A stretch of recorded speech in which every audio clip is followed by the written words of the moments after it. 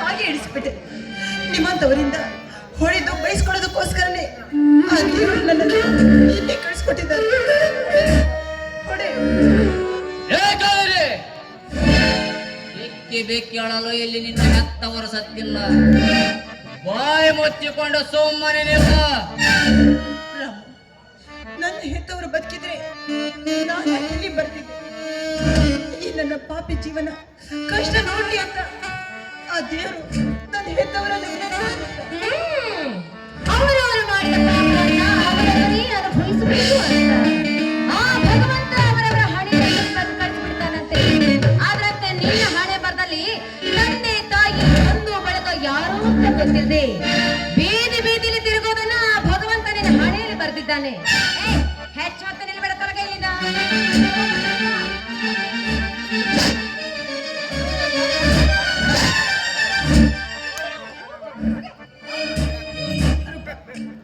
ಅಂದ್ರೆ ನಾನು ಎಲ್ಲಿಗೆ ಹೋಗಿ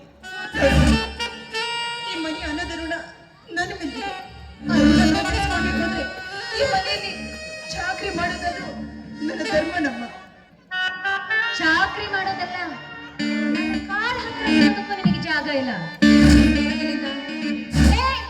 ನಾನು ಬಂದ ಮೇಲೆ ಈ ಮನೆಗೆ ನಾನೇ ರಾಣಿ ಕಡೆ ನಿನ್ನ ಅವಶ್ಯಕತೆ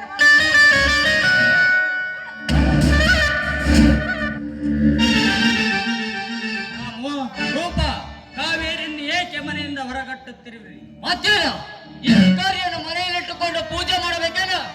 ಮುಚ್ಚು ಕಟ್ಟೆ ಬಡವ. ಕಾವೇರಿ ಭಿಕಾರಿ ಅಲ್ಲ, ಅವರ ಈ ಮನೆ ಒಳಂದು ನಿನಗೆ ಸಾರಿ ಸಾರಿ ಹೇಳ್ತೇನೆ. ಬೇವಿನ ಗಿಡದ ಮೇಲೆ ಹಾಲಿನ ಅಭಿಷೇಕ ಮಾಡಿದರೂ ಬೇವು ಬೇವಾಗಿರುತ್ತೆಯೇ ಹೊರತು ಎಲ್ಲವಾಗಲು ಸಾಧ್ಯವಿಲ್ಲ. ನನ್ನ ಹುಟ್ಟು ಗುಣವನ್ನು ಬದಲಾಯಿಸುವುದು ಸಾಧ್ಯವಿಲ್ಲ. ನೀನು ಸಾರಿ ಹೇಳಿದಾಕ್ಷಣ ಒಪ್ಪಿಕೊಳ್ಳಲು ನೀನು ಮುಟ್ಟಾಳನಲ್ಲ. ನಿನಗೆ ಇವಳ ಮೇಲೆ ಅಷ್ಟೊಂದು ಅಕ್ಕರೆ ಇದ್ದರೆ ಇವಳನ್ನು ಬೇರೆ ಮನೆ ಮಾಡಿಡು. ಸಣ್ಣ ಮನೆಯಿಂದ ಸುಮ್ಮನೆ ಇದ್ದರೆ ನಿನ್ನ ಮಾತು ಮಿತಿ ಮೀರುತ್ತಿದೆ. ಬೇರೆ ಮನೆ ಮಾಡಿ ಇಡು ಎಂದು ಹೇಳ್ತೀವಿ ಅಲ್ಲ, ನಿನಗೆ ಎಷ್ಟಿರಬೇಕು ಸ್ವಪ್ನ. ಇಲ್ಲಿ ಯಾರು ಶಾಸಕರಲ್ಲ. ಅದು ನನ್ನ ಮನೆ, ಇದು ನನ್ನ ಹೊಲ, ಅದು ನನ್ನ ಕಾರು, ಇದು ನನ್ನ ಹಣವೆಂದು ಅಹಂಕಾರದಿಂದ ಮೆರೆದವರ ಕೊನೆಗೊಂದು ದಿನ 6 ಅಡಿ 3 ಅಡಿ ಜಾಗದ ಸುಡುಗಾಡದ ಮನೆ ಸೇರುತ್ತಾರೆನ್ನುವುದನ್ನು ನೆನಪಿನಲ್ಲಿಟ್ಟುಕೊಂಡು ಬಾಬಾ ಒಂದು ದಿಕ್ಕಿನ ಪ್ರದೇಶ ಸಲುವಾಗಿ ನನಗ್ಯಾಕೋ ಮಾವನಿಗೆ ಮಾತಾಡೋದು ಸರಿ ಕಾಣ್ತಾ ಇಲ್ಲ. ಒಬ್ಬ ಯಾವುದು ಸರಿ ಯಾವುದು ತಪ್ಪೆಂದು ನಮಗೆ ಚೆನ್ನಾಗಿ ಗೊತ್ತಿದೆ.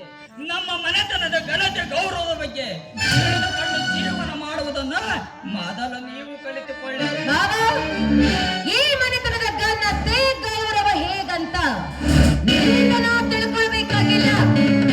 ಅವಳು ಯಾವತ್ತು ನನ್ನ ಮನೆಗೆ ಕಾಲಿಟ್ಟು ನನ್ನ ಅಕ್ಕನನ್ನ ನೀರು ಕುಡ್ದ ಕಿರಾತಕಿ ಇವಳು. ರೂಪ ಏನು ಮಾತನಾಡುತ್ತೇವೆ ಎನ್ನುವುದು ಪ್ರಜ್ಞೆ ಇದೆ ನಿನಗೆ? ರೇಖಾ ಹತ್ತಿಗೆಯನ್ನು ಯಾರು ಕೊಂದಿರಬಹುದೆಂದು ನಾವು ಚಿಂತಿಸುತ್ತಿರುವಾಗ ಯಾವುದೇ ತಪ್ಪನ್ನು ಮಾಡುವ ಕಾವೇರಿ ಮೇಲೆ ಅಪರಾಧ ತರುವುದ?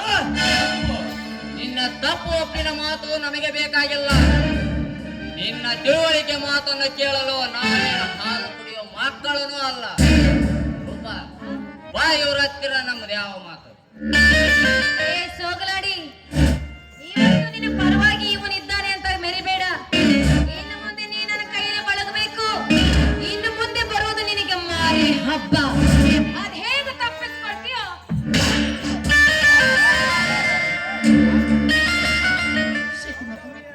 ನನ್ನಿಂದಾಗಿ ನಿಮ್ಗೆ ಆಗ್ತದೆ. ನಾನು ಈ ಮನೆನೇ ಬಿಟ್ಟು ಹೋಗ್ತೀನಿ. ಎಂತ ಮಾತನಾಡುತ್ತೀರಿ ನೀನು? ಮನೆ ಬಿಟ್ಟು ಹೋದರೆ ಕಾವೇರಿ ಎಲ್ಲಿಂದು ಭೀಮಣ್ಣ ಕೇಳಿದೆ, ನಾನೇನಂತ ಹೇಳಿದೆ? ಮನೆ ಬಿಟ್ಟು ಹೋಗಿದ್ದಾಳೆ ಕಾವೇರಿ, ನೀನು ಮನೆ ಬಿಟ್ಟು ಹೋಗಿರುವ ಸುದ್ದಿ ಭೀಮಣ್ಣನಿಗೆ ತಿಳಿದರೆ ಅವನು ಎದೆ ಹೊಡೆದು ಪ್ರಾಣ ಬಿಡುತ್ತಾನೆ ಕಾವೇರಿ. ಏಕೆಂದರೆ ತಾನು ಹಸಿದುಕೊಂಡಿದ್ದರು ಮತ್ತೊಬ್ಬರಿಗೆ ಅನ್ನ ನೀಡುವ ದೇವರ ಕಡೆ ನನ್ನ.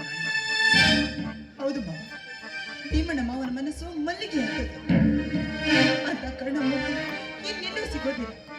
ಆದ್ರೆ ನಾನು ಈ ಮನೆಯಲ್ಲಿರೋದು ರೂಪರಾಮಗೆ ಇಷ್ಟವಿಲ್ಲ. ಅದರ ಚಿಂತೆ ಬಿಡು ಕಾವೇರಿ, ಸ್ವಲ್ಪ ದಿನ ಎಲ್ಲ ಸರಿ ಹೋಗುತ್ತದೆ. ಕಾವೇರಿ, ಇನ್ನೊಂದು ಮಾತು, ನೀನು ಎಂತ ಸಂದರ್ಭವೇ ಬರಲಿ, ನೀನೋ ಈ ಮನೆ ಬಿಟ್ಟು ಹೋಗಬಾರದು. ಹಾಗಂತ ಒಂದು ಮಾತು. ಆಗ್ಲಿ ಮಾವ.